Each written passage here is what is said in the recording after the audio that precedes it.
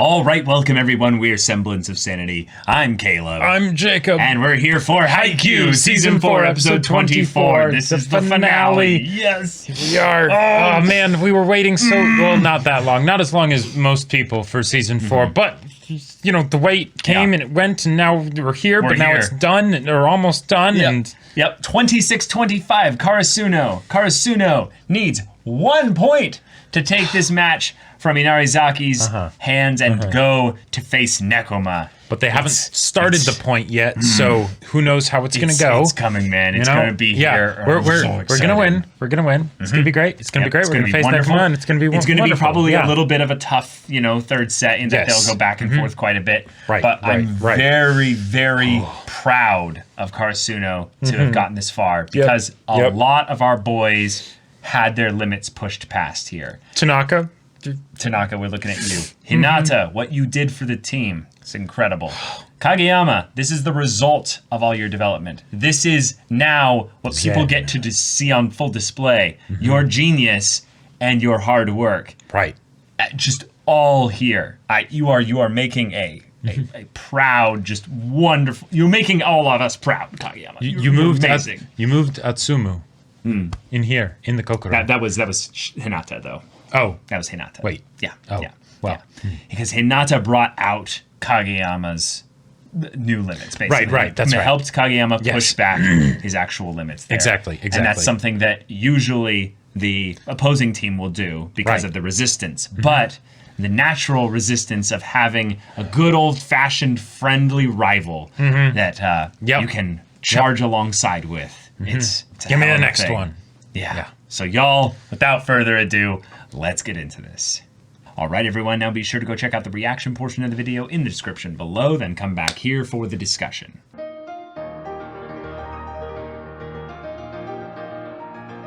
Y'all, I'm so glad this is not the finale.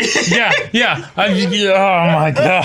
I was like, no, we're gonna end it there, and then little episode preview. Jikai, next time, episode 25. I'm like, oh, okay. All right. But cool. All right. Okay. They won. We won. They did it. We won. And I gotta say, okay. And it was done so. It was done so well. As far as the ways for Karasuno to pull out a win. Yes. Right. When everything seems to point to them not being able to do it, like they're up against Inarizaki, right? Not everything pointing towards it. In the audience, like looking at it, right? But they are still the underdogs here. They have some monsters on their team, but they're up against an insane team, right? Yeah. And with all of the battles and stuff that Karasuno has had in the past, the show has been very creative in basically making sure that the end bit for those really tense matches is kept fresh, right? It's never something that's like taken for granted here. And the way they ended it here of coming this close to losing that point and that crazy save, but then Kageyama and Hinata together stopping the quick. Yes. The perfect quick. So this episode basically just gave us what does it look like to have all these players that are the monsters on the teams being in top form, right, despite being ridiculously tired. And it's that love of volleyball, the hunger for playing volleyball that basically led to Karasuno winning here.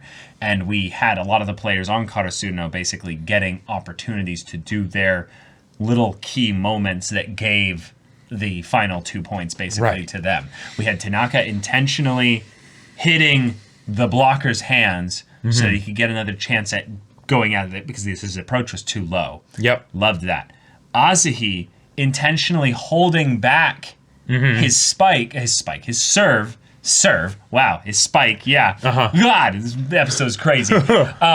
So that he could intentionally bat it against their block as it was coming down. Right. Getting a really strong one touch and sending it actually back really far to the point where they got that point. But then Tsukishima. That was awesome. That was awesome. I love it. Utilizing his full height, maximum extension, leaping parallel to the ground, getting it up just a few inches to the point where then Daichi can come in and save it. But the fact that Daichi was diving almost at the same time. Right. Basically knowing that they were both dead, just tired, dead serious, just going for it to just stay off the ground. He didn't know that Tsukishima wasn't going to hit it perfectly. Like, he was just like, I have to go for it too. Right. This is it right here. Yep. God, it's so wonderful. And then there was Tsukishima's point earlier where it's just I have to serve. Yeah. Get it just barely over the net. Like, I love it because it's something that's simple but different, like than what the other players would be doing, and it also very much fits Kishima's style because since he is I don't want to use any excess energy, right? Now of course he's grown in that regard, but doing the serve that is literally the least amount of energy possible. I will put the least amount of power into this ball that I can, so that way it gets just across, but doesn't get much further than that. Yeah, that was ridiculously good. That moment, though, was really great because it didn't really feel like it was one where it was going to be actually Karasuno's point. And one of the reasons why it felt more like it was Hinata's point, though, was that they ended up basically getting it over, but they were moving too quickly to the point where they ended up basically being able to defend it.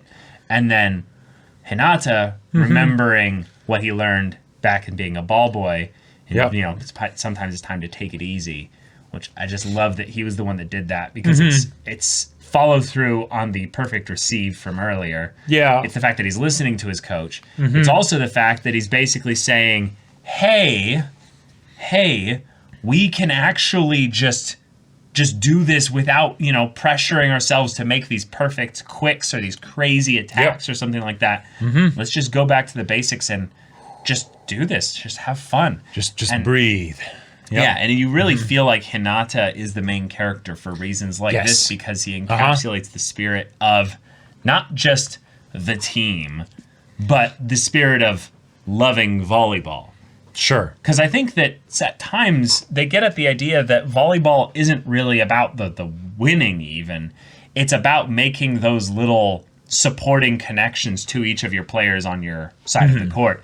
And what he did there was basically just say, here, you guys, make all the connections you want. I'm going to give you all the time in the world to do it. It doesn't have to be me. It doesn't have to be, anything that I, do to set up or what have you. Just go take this. He may not be the setter, the captain, the ace, but he was a leader here, and that's everyone recognizes that. Right? Everyone recognized that to the point where freaking Suga starts crying, cry, and I love that Suga's being like, "Oh crap, I'm about to cry." I'm not going to, but the tears are there. Yeah. Oh. It's just like he's come so far. And I love that it is kind of the classic anime backstory montage where it's not even directly connected or referential to what just happened here. It's just these are his earliest memories spent with Hinata. And remembering what he was like back then, and what he was all focused on, and because he was always obsessed with volleyball versus now and the way he was able to do what needed to be done, not the thing that made him stand out. But the thing that his team needed. Yeah. It's the little difference of where we watched basically in this episode where the hunger helped a lot of the players. Yeah. And hunger is something that then got started to trade in for speed. Right. That frenetic kind of panic of, oh God, we need one more point. Right. And that led to really basically the points where Karasuno nearly gave it up. And then on Inarizaki's side, they ended up getting pressured to the point where they were like, all right, we're going to do the predictable thing. We're going to do the freak quick. We're going to make this work just perfectly. It's going to be amazing. It's going to be beautiful. It was. Yeah. It was glorious. And it was blocked. Right. Because it was that panicked, quick, just, we're going to make this happen. It's going to be amazing. And these guys were like, no, that's our move. If you had been up against literally anyone else, that probably would have worked. But these two are very familiar with that quick. Yep. And because the thing is, they had to be so in sync for that. Because Kageyama and Hinata, they, especially they do some crazy stuff. They do some crazy stuff, Yeah. and Hinata has gotten a lot better at receiving raw more skills. than blocking. But yeah, he's gotten a lot better on his bottom line, Yep. especially lately, right? Yep. But the thing is that they didn't stop that ball because they were individually like a really good blocker, right? Mm-hmm. They're good, but it was because they did it at the exact same time. Yeah. Their hands in the exact same spot, applying the exact same force, like that. Because otherwise it would have deflected off one of them and gone through the hole in the other one's block, probably. Yep. It wouldn't have ended up working out. Yeah. But damn it, this is the cheesy but believable, wholesome stuff that I love about Haikyuu, right? Seriously. Because in some ways what they did here was a miracle. Mm-hmm. It was their own little miracle, Ukai said right? that he doesn't need. He doesn't need, right? But the thing is that it was. But that's what we're striving for, Ukai. That's what they're striving for, and yet for them, it kind of isn't their miracle. That's true. Like that. Yeah. This is the thing that they're intimately familiar with. Yep. Right. This is Tuesday. Yeah. It's only natural. Yeah. You know, and. Yes, a lot of things are all coordinating and, stars aligning to make this be able to happen. True. But Tsukishima and Daichi and their effort. God. I have seen those types of layouts in general, but it's always on like grass and stuff. And I'm just telling you, psychologically, it actually hurts my brain. Ever since season 2 brought up the idea that they would do that as a drill, I'm like, okay, that makes sense. But then it's like, oh, wait, that means you could do it badly and like, Right. Oh. Like literally it terrifies me to be like, I would be like scared of my chin basically like biting out the top of my jaw. But the fact that leap was something done while they were dead tired. Yeah. Putting out one hand specifically to go for the ball. It's not a sweep motion where they can make it nice and simple. They're putting their like entire everything on the line for everything to get that little bit of extra distance. Yep. Because Suki knows that he needs to give everything for this. Yeah, right? Mr. Joe Star over there with your freaking super height stuff. Yeah. Giving Daichi just enough time to get under there. And like and it's one of those things where like in a lot of ways if it had been anyone other than Daichi, I might not have believed it. Because I mean the levels of craziness that were going on for that save of the point, right, were ridiculous. Yep. Suki, it's like, all right, yeah, I get it. He's tall and everything, and he gets it up that little bit, but it's not enough, right?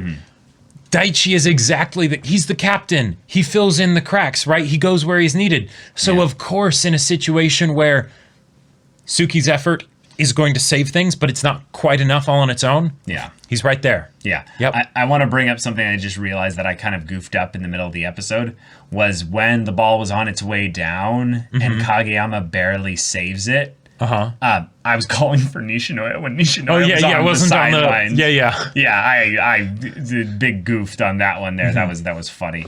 Also, Kageyama's dump, that was awesome. That was perfect. Like man.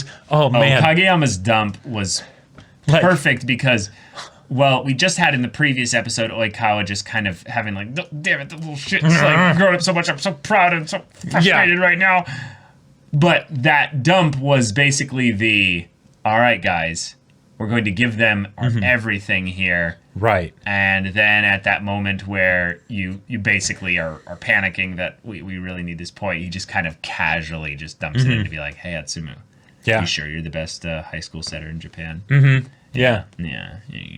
You sure? Yep. Oh, my God. I got to say, the other moments that kind of surprised me in just how they set this up, this episode covered a lot of the other players on other teams basically watching and having basically a lot of just excitement and overall enjoyment of that thing there. And one of the things that I just kind of realized over the course of these last few episodes, do you know who the coach is that's watching on his laptop?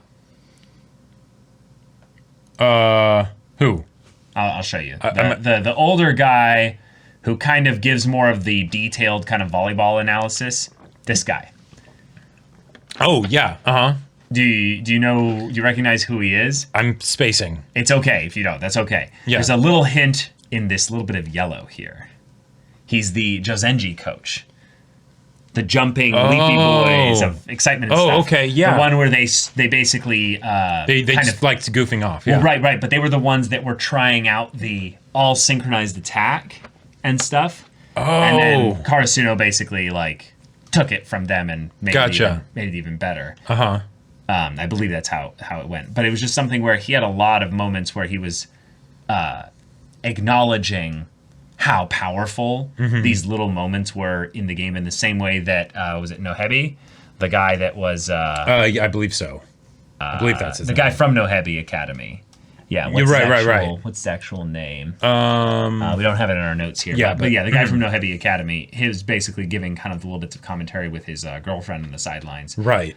But I just love that all those players who were on the sidelines kind of watching them and stuff got way more just kind of extra focused to be like, no, this match is a huge deal. Oh, yeah. Because remember, this is all the same year.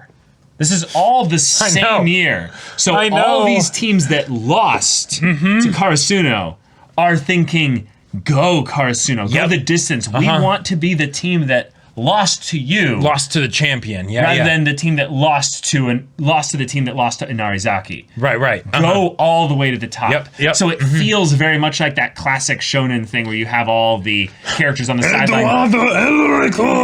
Yeah. Fuck him up, you know. Right. Yeah, exactly. We even had people on the sidelines that were like, "Hey, dude, it's getting intense. You should check out this game." Like they have, might they get don't to have any point 30. personal investment, but they're like, they're about to go past point 30 in the final set, and they're like, "Wait, really? Really? Like, yeah. Oh my god. And this is at Nationals, amongst the other games that are going on simultaneously. People are like, dude, no, we should check out this one. What did you think about Miyatsumu's commentary that Osamu kind of took as a joke there? And I kind of liked how hard it can be playing with a monster like that. Basically, because he's got a partner right there that's so scary. Yes, a monster, very much like Kita was kind of talking about with the other guys on the sideline. And Osamu's like, what's so weird about basically, it's like, are you talking shit? Or, or about him. Or it's the thing of like, I mean, I've got you, so what's so scary about it's the thing. It's either he's dissing Atsumu, or saying, are you dissing me? Or are you saying dissing me? Why are you complimenting the enemy? Or just like, and it's like, oh, you guys need to consider how others feel. Huh? That wasn't funny at all. He's like, let's being serious, man. Yeah. And this is coming off of in the previous episode where he's like, you moved me, Shioyo. Right. You know, that this tenacity that is driving someone past their limit is something that he's just like, wow, that you don't get to see that much every day. Nope. And in some ways, that is what Osamu did for him. That is exactly what Osamu did for him. Sure. Is that he had a partner that in some ways, I don't know as much how it is in the current state of things, but earlier, it was a thing where he was just better. He had so much about his ability and stuff that drove Atsumu to be even stronger, to go even farther here. And that kind of iron sharpening iron, or like two horses stagecoach thing we've mentioned multiple times, where like if you put one horse pulling a stagecoach, they'll pull X amount of weight. Right. But if you put two horses in a stagecoach, instead of pulling 2X amount of weight, they'll pull 5X amount of weight because they spur each other on, pun intended.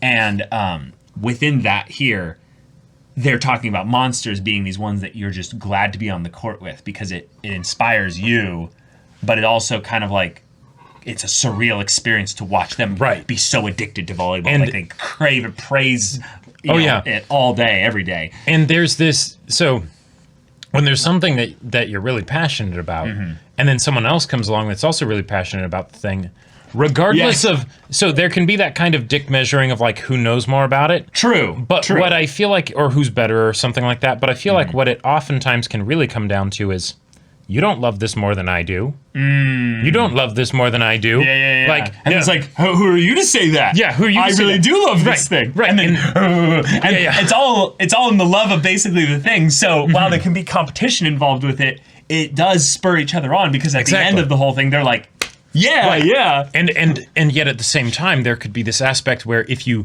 if you if you find somebody that basically really does love the same thing that you do to an insane degree, and you're not fully sure if they love it more than you do, then you're like, well, no, you don't. I love this more, right? And I think that's what Atsumu is sort of picking up on here, because when it comes right down to it, the thing that makes the monsters is the passion, right? Because that's what gets them to just keep thinking about volleyball, keep doing volleyball. It's what they live and breathe, right? Right. So you need to have someone that's like that, but at the same time, it's demanding. Yeah. It may be awesome, but at the same time, it's passion can be tiring. Yes. And the fact that we are seeing at this point in the show or in this part of the game, everyone is tired. All the moments where they focus on Hinata is him basically just channeling his love for volleyball. And it basically pierces beyond the foggy darkness of fatigue, of just exhaustion in general. And everyone else just kind of gets to go, oh, the sun's shining again. That's right. We're not at nationals. We're just playing a game. Yeah, it's just another game. Yeah. And, oh, God, I love volleyball. Yeah, me too. There's something... there's something really special about Hinata being basically named the sun, basically, via his name and his motif of his hair and all that. But given that he's, the sun and Suki's the moon in that regard, we get basically these moments where when the darkness kind of fades into the scenes, like literally in the anime, and then it's Hinata's little moments just shattering all of that. Completely.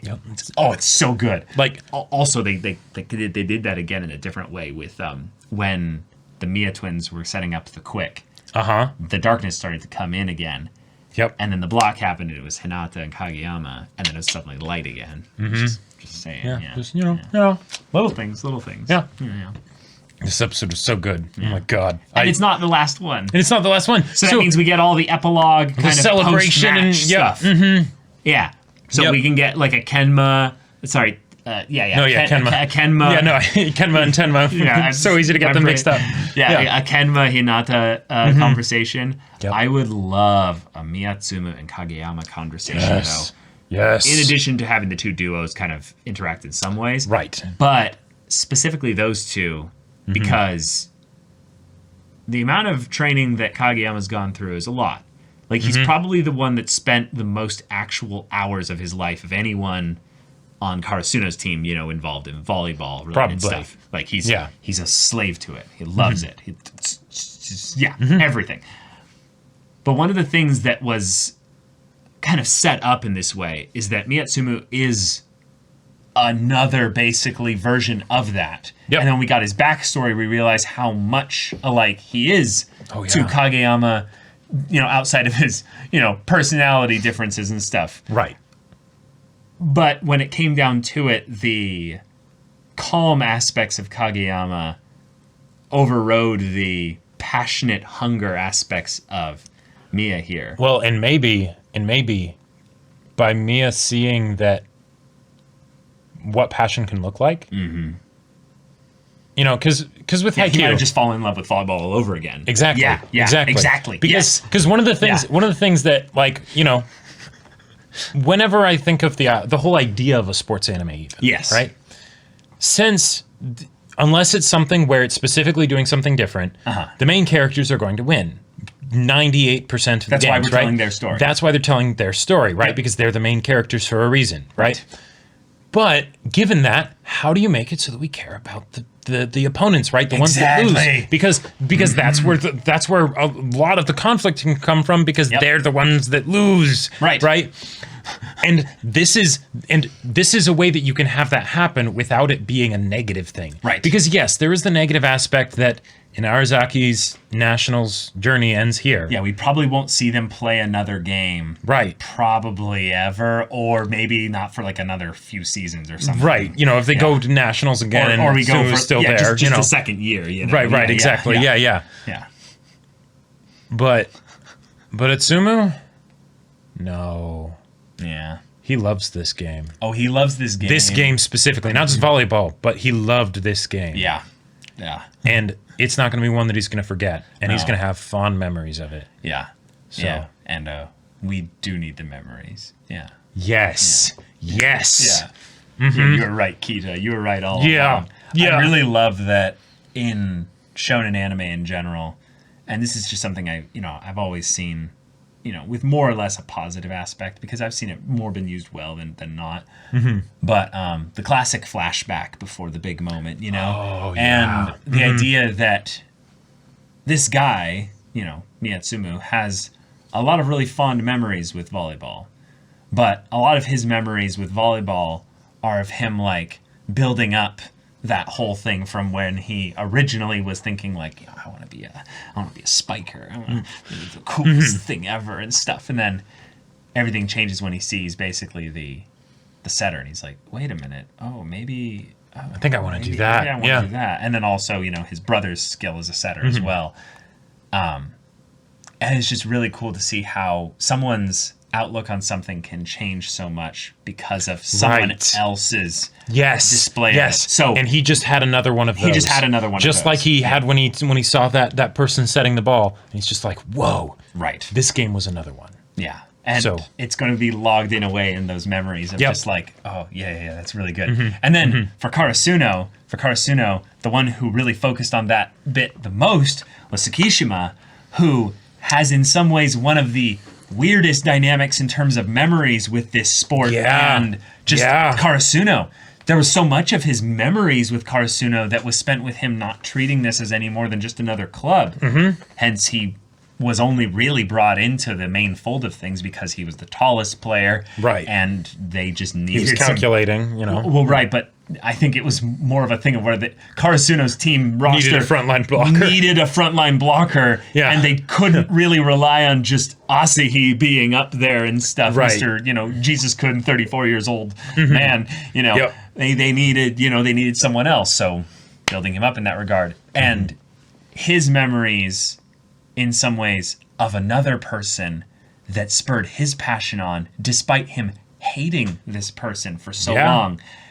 Hinata and his just overwhelming just desire and hunger to do this whole thing led to multiple times in this episode of him being like frustrated. He's like, I want to be on the court. Like, look at this guy. He's still going. You like in that line where he says like in the battle it was like 0.1 seconds. That was Tsukishima that mentioned that, right? Oh, was it? Yeah. Everyone was surprised. In a battle and he says, but we weren't. Yeah. In a battle lasting 0.1 seconds, that didn't waver even a millimeter. it was those two guys Right. that didn't even waver a millimeter. Yeah. And just the idea that Tsukishima's watching. And I love that Tsukishima gets utilized in this way because Tsukishima kind of represents a lot of us. Sure. Who we get a lot of things put into our lives that are really, really fun and exciting. But there's always someone else that's way more into it than we are. Right. They're way too annoying with how into it they are at times to where it kills some of our passion because we get competitive or comparing or any kind of stuff to where we don't want to kind of be second fiddle to their passion or something. Right. But instead, why not just ride the wave of their passion and see if you can surf a little bit on your own in there? Because there's some cool things you can do while riding someone else's wave. Sure. And just the fact that was I'm so moved shoyo, but for Tsukishima, that's character development, y'all. That is character development. Oh, it's oh my god, it's huge character development. And the part where he goes to block it and he realizes that he can't fully shut it out. Yeah. So he's like, that's okay. I'm gonna send it to you, Shoyo, because I know you'll be there. I can depend on you, right? And you'll receive it. Like, oh, that's so if that good. doesn't just melt your heart, I don't know what does. Yeah. I don't know what does. Oh my god. Like the stuff you were saying about Suki being like kind of the perspective for the audience in a lot of ways, I think that's really true. Because if you look at Suki, he is definitely gifted for volleyball because he's really tall and things he like has that, a couple. Right? He has a couple things going for him that make it so that he is able to be with these other monsters here, even though he's the first year, even though he wasn't really applying himself very much, in the earlier portions of the year. Yeah. And The thing is that we have things like that too. Yep. Where even if but the thing is, we might not realize that it's one of those things. Where maybe, yeah, we do have a natural inclination sort of towards a particular thing, right? But maybe we don't, we're not very passionate about it. Our passion is snuffed out, or something like that. We don't have the confidence to actually apply ourselves in order to turn that little bit of potential into something, right? Mm-hmm. So oftentimes I would say for most people, it might not end up happening because it took a lot to get Suki to this place. Some of it was from himself, some of it was from the people around him. And Suki is really lucky that he has those people around him, right? Yeah, not everyone does. Yeah, Yamaguchi, Hinata, like freaking Kuro and Bokuto and all exactly. It takes a village, right? And so in this situation here, the fact that Suki has now gotten to this point where he's developed his skills, he's developed his confidence and things like that and everything, but more importantly, he's developed his trust so that while his passion for volleyball has been stoked, he loves volleyball now, right? He really wants to shut this spike out, right? Yeah. And he's like, I can't. But you know what? Yeah. That's okay. Yeah. You got this one, buddy. Yeah. I love that it's still something where he's more just like, you better be there. Like, right. Yeah. He's like, okay, I am really, really hoping that you're gonna be there. Yeah, I'm putting my faith in you, Hinata. Right. Don't fail me. Please. Right. But like, I love that he's also thinking about it that way because it was, if I could stuff this guy right now, I'm sure their team would lose their minds. Mm-hmm. Like, basically being like, yes, that would be awesome. Now, I'm not 100% sure if he was referring to Inarizaki would lose their minds or Karasuno would be like, whoa, I think both would. Either way works. But just the idea, he's like, but I can't. And there's that look in his eyes that's not a look. You don't see his eyes during this thing there. So it's like there's that moment where he's realizing his inability, the fact that he's not really a monster. And that might be a little bit because of his choice. Sure. And over the last while of time that he didn't have as much passion for volleyball anymore because of what he learned from his brother. Uh-huh. But in that moment there, he's like, don't worry, I can rely on the monster that's behind me. Right. Yeah. Together, even if I'm not a monster, Karasuno's a monster. Oh, I'm so freaking excited for Nekoma match now, dude. It's so good. Like they set up some themes here regarding the idea of monsters being something to where it's not even enough just to have them on the court as well. It's all about those little things that every single player does. Yeah. And that's literally what makes Nekoma so terrifying. That's true. They'll just drag out the match by just not letting the ball drop on their side, Nekoma is one of those teams where every time Karasuno faces them, like, because Karasuno hasn't ever actually beaten them. No. But, like, even in practice matches and stuff, I'm pretty sure. But because Nekoma is sort of, like, stealthy about how good they are. Yeah, they don't seem that, intimidating. I'm not sure how hyped I should be for the match versus what the match represents. Yes. Yes. Because I could see it being something where after Inarizaki, Karasuno not stomps them, but definitely beats them, right? Oh, really? Potentially. Oh. But at the same time, I could see that absolutely not being the case because of just how, calmly Nekoma plays. Yeah. So I would love to have all the character focus, so I don't really care who wins or loses, even though I want them both to win. Karasuno's going to win. But that's just one of those games that I've been hungry for so long. It's not the actual match itself that is why I'm excited for it. It's just the fact that they're going to spend time together in this environment and we'll be able to give character focus to them for an extended period of time. I want a Shiro Torizawa level season where it's just that match. I want 10 episodes of Nekoma versus Karasuno.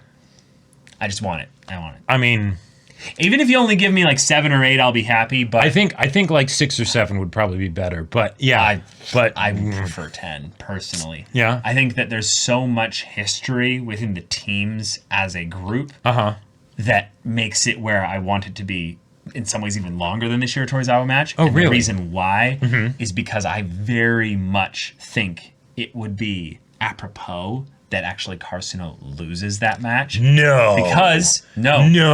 Because the fact that the match happened was the dream of the third years. The fact that it got to nationals is the dream of the third years. It crosses off the checklist all the things that the third years wanted out of this year. But Now, winning nationals would be amazing. However, I'm of the opinion that this is a team that basically needs the first years to see them become second years and basically become senpais for that next year. And that would be a really good way to basically transition things. I do like the poetry points that you're making up. Not that you're making up, that you're pointing out, but I do not hold to that. No way, no how. All right. At the end of this season, y'all, we'll have a prediction for whether or not we think Nekoma or Karasuno is going to win. Would you like to place a bet on it? No. I think that the next episode will actually give us a little bit of a hint, actually, as to what kind of match it will be. Okay. Therefore, we'll be able to make a little bit more of an educated guess, and you can come around to it. It will be hard fought. It will be an entertaining as hell match. There will be tears that will be shed and everything, but Karasuno's going to win. Like Jacob, Inarizaki was the second favored team. This is the Nekoma. to the top Thank season. You very much. Yes, this is the to the top season. But they're not facing Nekoma in the to the top season. So I'm just saying. You can shut your damn mouth. I'm just saying. Okay. Also, as far as the thing of the Nekoma match not necessarily needing to go as long, personally, I think it's also because we've introduced the characters quite a bit, right? So we already know kind of how they work and they jive and everything. But that's why, in some ways, we're going to care about this match more. Thus, I want to see every single damn point animated and full on display, everything. I want to see Kenma be made tired because he has to keep up with Hinata. I want to see Kenma get so excited I do too. about it will be amazing. being on the court with Hinata in nationals with televised, everything on full display. Oh, yeah. And him smiling at him with that, creepy aspect of, I can't wait to beat you. I can't wait. You know what I want to see? Now that they've beaten Inarizaki, I want to see who from other teams is suddenly okay, we got to watch Karasuno's games now. Well, they're all already. Oh, yeah, that's right. Remember, Abajisai, Datiko. Well, no, not Zenji's coach. But the Koga Nagai, the big 2-meter guy was watching as well. Right. But Itachiyama and Hoshiumi, specifically Hyakuzawa, Sakusa and Komori, and then Hoshiumi. I would love to see them all just sort of watching, because now it's now it's I guess we're not facing Inarizaki, so okay. Yeah. Itachiyama is the Tokyo team that beat Fukurodani in the spring tournament. In the spring tournament, but they also were the champions of the previous Inter-High, defeating Inarizaki. Yeah. In the semifinals, basically. So Itachiyama is the team to beat, but I am very interested to see what they do with Kanomedai, which is the team that Hoshiumi is on, and whether or not they're going to be potentially a dark horse in this whole thing as well. And also, if that's the case, that those are the two other big teams besides Nekoma that we're kind of following right now, what if those two teams play against each other, maybe? Oh, and then we get to see another match that's see another match that's not Karasuno involved. I would love to see that. I would love to see that. Yeah. That could be a way that if in the next season when we get Nekoma against Karasuno and stuff like that, that could be one of the ways that we get to see basically the match with them not go as long. Sure. But yeah, also Fukurodani's out there too. That's true. Yeah.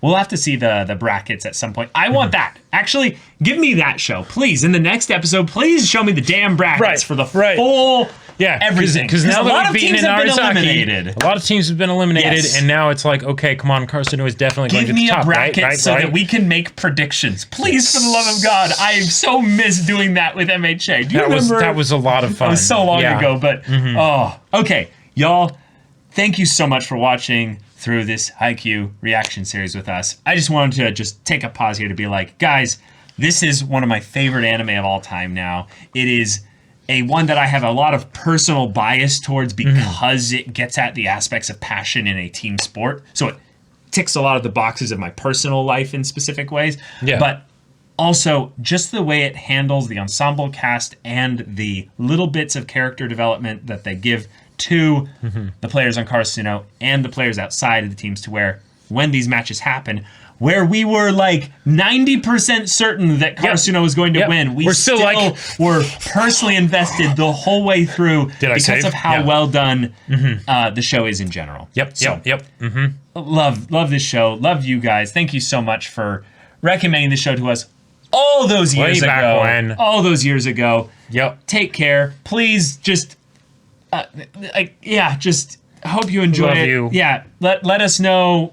I don't know. We can't go into the comments because of spoilers and stuff like that, but just let us know what's been your favorite part of this reaction series or something like that. I'll see if we can find a comment to bring up to us here before the finale. But take care. Hope to see you in the next one. But that'll be happening next week. So if you want to watch a full-length timer version of this reaction and discussion, go check out the link in the description below. For our Patreon, you can get on early... you can watch... outros are hard. If you support us on any level on Patreon, you get access to our private Discord where you can chat with us and the community there about Haikyuu, about the characters, about anime in general. But also be sure to check out our Twitch channel. Yes, we stream Monday through Friday at 3 p.m. Pacific time. All the info for that stuff is down in the description below. But for the gaming stuff, Caleb, you're playing... I'm playing Cyberpunk 2077 on Wednesdays and Fridays. Yes, and then on Thursdays I'm playing Persona 4 Golden. Yeah, so if any of that interests you, we'll see you there. But until then, we're Semblance of Sanity. I'm Caleb. I'm Jacob. And we'll see you all next time.